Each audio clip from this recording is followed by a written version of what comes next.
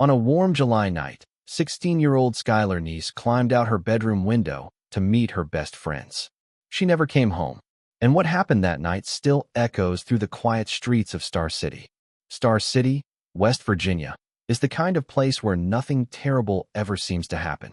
A few thousand residents, a couple of schools, a gas station or two, and neighbors who wave when they pass you on the street. It's the kind of town where people feel safe, where danger feels distant. But in the summer of 2012, that illusion was shattered. Skylar Niece was 16. Smart, witty, and unfiltered, she had a sharp tongue and a good heart. She got straight A's, held a part-time job at Wendy's, and dreamed of becoming a lawyer. Her parents, Dave and Mary, trusted her. She wasn't a troublemaker. She also had two best friends, Sheila Eddy and Rachel Schoaf. The three girls had been close since early high school. They had sleepovers, shared secrets, posted goofy videos online. To anyone looking from the outside, they were like sisters. But something in that friendship had started to sour.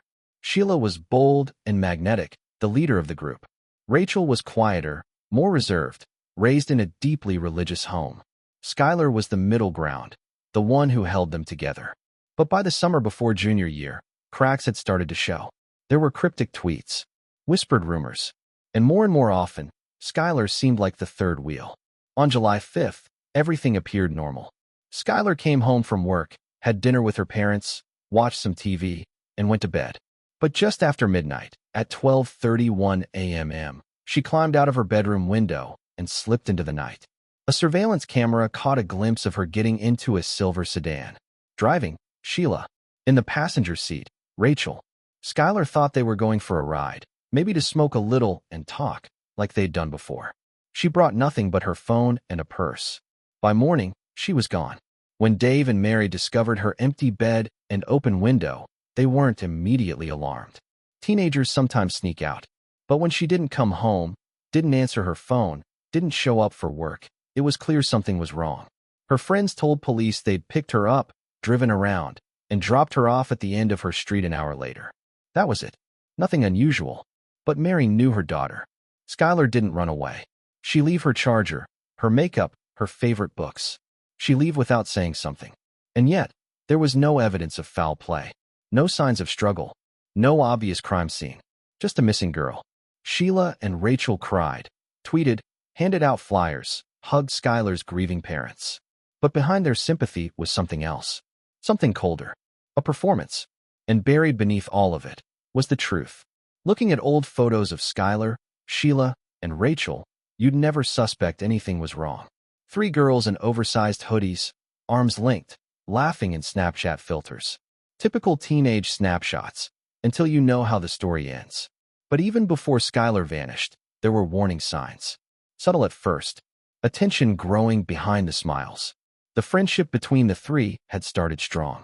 They met in middle school and clicked immediately. Outsiders in different ways, drawn together by teenage curiosity, sarcasm, and secrets. But by sophomore year, things began to shift. Sheila was the center of attention. Loud, impulsive, and strangely persuasive. She had a way of pulling people toward her and pushing others out. Rachel, on the other hand, was more sensitive, constantly torn between her religious upbringing and her desire to belong. With Sheila, she felt daring. With Skylar, she felt safe. For a long time, Skylar kept the peace. But peacekeeping takes a toll, especially when two people start closing ranks and you're left watching from the outside. In the spring of 2012, Skylar began posting vague tweets. "You think you know someone," she wrote one night. Another said, "Sick of being left out." Her timeline became a quiet scream, a series of digital breadcrumbs that, in hindsight, spelled one thing: betrayal. It wasn't just high school drama. Skylar had begun to suspect something. And from everything I've learned, she was right. Sometime that year, Sheila and Rachel's friendship turned into something more. Romantic, intense, and secret. In a town like Star City, that kind of secret could feel dangerous. And to Sheila, it couldn't get out. Skylar wasn't the kind of person to keep quiet if she felt pushed aside or lied to. She confronted people. She asked hard questions. And Sheila, who thrived on control, didn't like that. The more Skylar tried to reach out to them, the more the other two pulled away, refusing sleepovers, ignoring her messages, whispering in corners. People noticed. Teachers, classmates, even Skylar's parents sensed the distance. But teenage girls fight and make up all the time. No one suspected what was brewing beneath the surface. By June, the triangle had fully broken. Skylar was tweeting almost daily, sometimes angry, sometimes heartbroken. On June 10th, she wrote, "Too bad my friends are fake." A week later, "I tell the truth and I get punished for it." She was alone. And worse, she knew it. Meanwhile, Sheila and Rachel were growing closer. Obsessively close. According to later interviews, they began talking about Skylar as a problem, a threat, someone who knew too much. And if she couldn't be trusted to stay quiet, then something had to be done. What happened next didn't come from a moment of rage. It wasn't spontaneous. It wasn't heat of the moment. It was planned. Over the next several weeks, they plotted out what they later described as the solution. They chose a day, a time, a place. They talked about weapons, what to wear, what to bring, how to clean up. They even rehearsed the story they'd tell afterward. The most chilling part? They never really argued about it. They agreed, casually, methodically, on what needed to happen. And through it all, Skylar had no idea that her two best friends were preparing to kill her. July 6, 2012. A typical summer morning in Star City, hot, quiet, slow. Dave and Mary Neese woke up expecting a normal day. But when Mary opened Skylar's bedroom door and found her bed empty, something felt off. At first, they thought maybe she'd gone for a walk or snuck out to a friend's house. Teenagers push boundaries. Skylar had done it once or twice before. Still, the bed was made. Too neatly. The window screen was slid open. Her charger, makeup, and contact lens case were all untouched. Skylar hadn't planned to be gone long. And she certainly hadn't planned to vanish. By mid-morning, her parents were calling friends, driving around town, checking her usual spots. No one had seen her. No one had heard from her. Dave finally called the police. But the officers didn't see cause for alarm. There were no signs of forced entry. No evidence of a crime. Skylar had likely run away, they said. Maybe she'd cool off and come home in a day or two. Mary didn't buy it. Skylar had no history of running away. She didn't pack clothes, didn't take money. Her toothbrush was still on the sink. Her social media, normally full of hourly updates, went silent. And there was something else. Something that stuck with me when I first reviewed the footage. A grainy black and white clip from a nearby apartment complex showed a figure slipping into a car just after midnight. You can't see her face clearly, but police confirmed it. Skylar, climbing into the back seat of a silver Toyota Camry. The car pulled away into the dark. The next day, Skylar's parents learned whose car it was. Sheila Eddy's. Sheila told officers the three girls had driven around, smoked some weed, and then dropped Skylar off at the end of her street around 12:45 a.m. She said Skylar didn't want to wake her parents by sneaking back through the front door, so she walked home from there. Rachel confirmed the story. At first, the police had no reason to doubt it. Two friends, similar versions, nothing out of the ordinary, on the surface. But Mary and Dave were already feeling the weight of something much heavier than teenage rebellion. As days turned into weeks, they pushed harder. They canvassed neighborhoods, printed flyers, posted messages online. Sheila and Rachel helped. Or pretended to. Sheila stayed close to the family. She cried in front of the cameras. She tweeted emotional messages like, "Skylar, come home," and shared old photos of them together. Rachel grew quieter, withdrawn. Her behavior started to crack in small ways. Her parents noticed. So did her teachers. But the lie held for a while. Then came a shift. In late July, police discovered that Sheila and Rachel's phone records didn't quite match up with their story. GPS pings placed them far outside Star City, near the Pennsylvania border, in the early morning hours of July 6th. When asked about it, Sheila said they just went for a drive. To smoke and talk. Nothing more. But law enforcement was starting to suspect otherwise. They reached out to the FBI. A task force was assembled. Cell tower data, social media posts, text messages, everything was combed through. Investigators believed Skylar hadn't run away. They believed she'd been murdered. But without a body, without a confession, they were stuck in limbo. Suspicion wasn't enough. They needed proof. Meanwhile, Rachel was unraveling. Her grades slipped. Her attendance became erratic. She fought with her parents. Broke down in church. She was on the edge. And she was about to crack. It was 6 months after Skylar disappeared when everything finally started to break. January 3rd, 2013. Rachel Schoaf was no longer holding it together. She had become withdrawn, erratic, emotionally volatile. Her friends noticed. Her teachers noticed.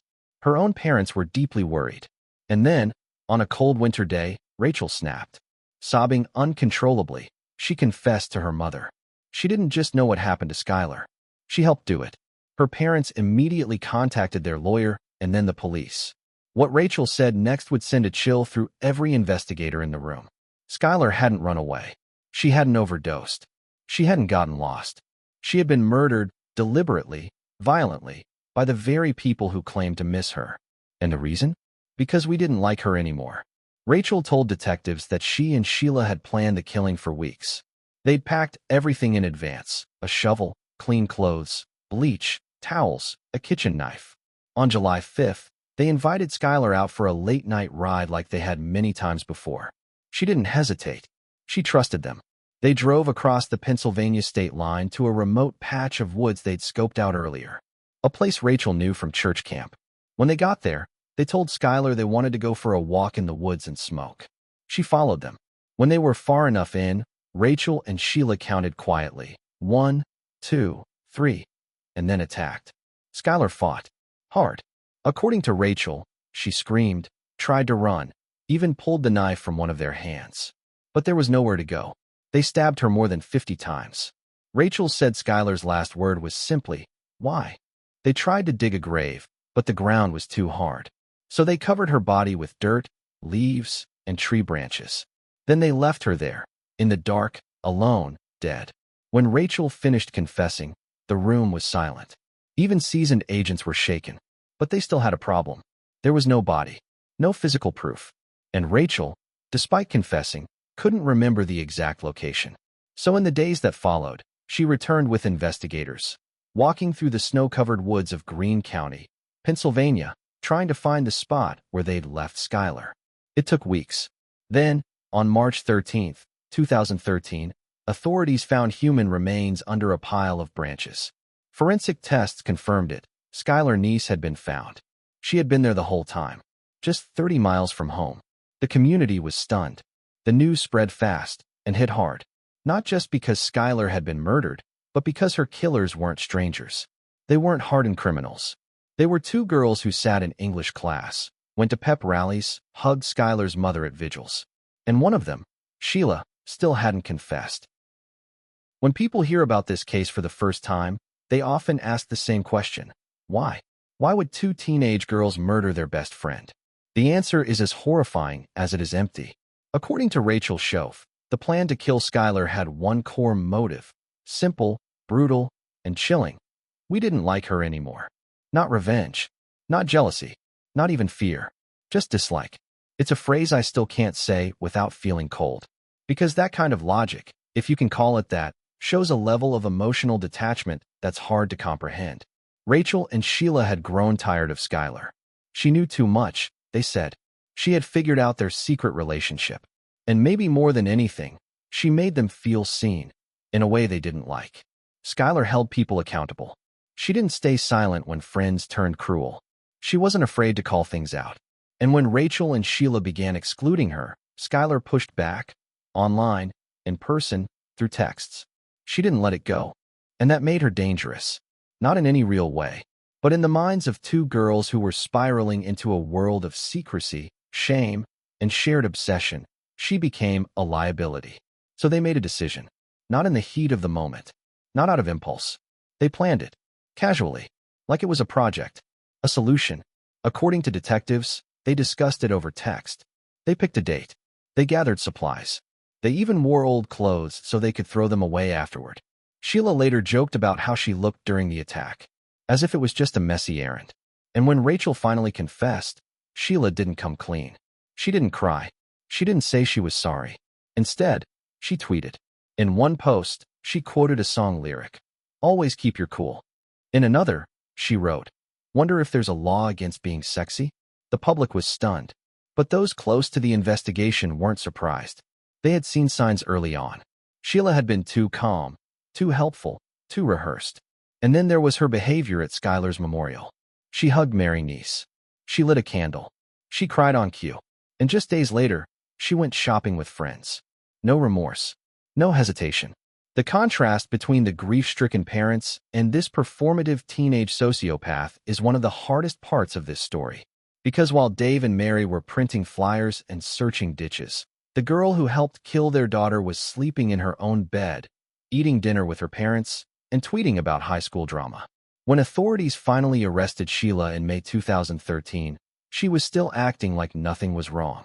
But the facade couldn't last forever. Faced with mounting evidence and Rachel's full cooperation, Sheila eventually pleaded guilty to first-degree murder. No trial, no tears, just a quiet admission in a courtroom full of stunned onlookers. She was sentenced to life in prison with the possibility of parole after 15 years. Rachel, who had confessed and led police to Skylar's body, pleaded guilty to second-degree murder. She received a 30-year sentence, with the possibility of parole after 10. During her parole hearing in 2023, Rachel spoke of guilt, of faith, of a desire to do good. But not everyone was convinced. Because no matter how many apologies come later, the fact remains, Skylar Niece died not because she did something wrong, but because her friends simply didn't want her around anymore. And the scariest part? They looked just like any other girls. I visited the spot in Pennsylvania where Skylar's body was found. It's quiet there. Too quiet. A narrow path cuts through the trees, leading to a patch of earth still marked with an unnatural stillness. There are no signs, no plaques, just woods, and the knowledge that this place, once ordinary, now holds something unspeakable. The leaves crunch the same way they would have that night. The branches above sway gently, like they've forgotten. But we haven't, and neither have the people of Star City. Skylar's death changed this town. Her face, once seen only by classmates and neighbors, became national. Her name trended. Her photo went viral. But beneath all the media, beneath the hashtags and headlines, was a girl who should still be alive. 16 years old. Her parents, Dave and Mary, became advocates, not just for justice, but for change. They pushed for legislation that would require an immediate public response to teen disappearances. Thanks to their work, Skylar's Law was passed in West Virginia in 2013. Now, Amber Alerts are issued faster, even when there's no clear evidence of abduction. But no law can fill the space she left behind. I spoke with Dave outside the courthouse the day of Sheila's sentencing. His voice was steady, but his eyes held the weight of someone who'd walked through hell. We trusted them, he said. They sat at our table. They laughed with her. Then they killed her. Those words have never left me. Sometimes, the most terrifying stories aren't the ones with monsters lurking in the shadows. Sometimes, the real horror is closer than we think. In the classroom, in the backseat of a car, in the people we believe we know. Skylar's story isn't just about murder. It's about trust, about betrayal, about how easily kindness can be weaponized. How teenage emotions, jealousy, rejection, insecurity, can spiral into something lethal when there's no empathy to stop it. Sheila Eddy and Rachel Schoaf were sentenced. Locked away. Their faces disappeared from the halls of University High School. But for many in Star City, the trauma never left. At graduation, there was an empty seat. At reunions, an empty space in the yearbook. And for Dave and Mary, an empty bedroom that will always stay just the way Skylar left it. I stood alone in those woods for a long time. No camera, no notebook, just silence. The same silence that swallowed Skylar that night. But stories like hers deserve to be heard. Not just remembered in sadness, but spoken aloud, as warnings, as reminders, as echoes that push back against forgetting. Because what happened to Skylar Niece wasn't just a tragedy. It was a choice. And the only thing more haunting than her murder is how ordinary it looked, until it was too late.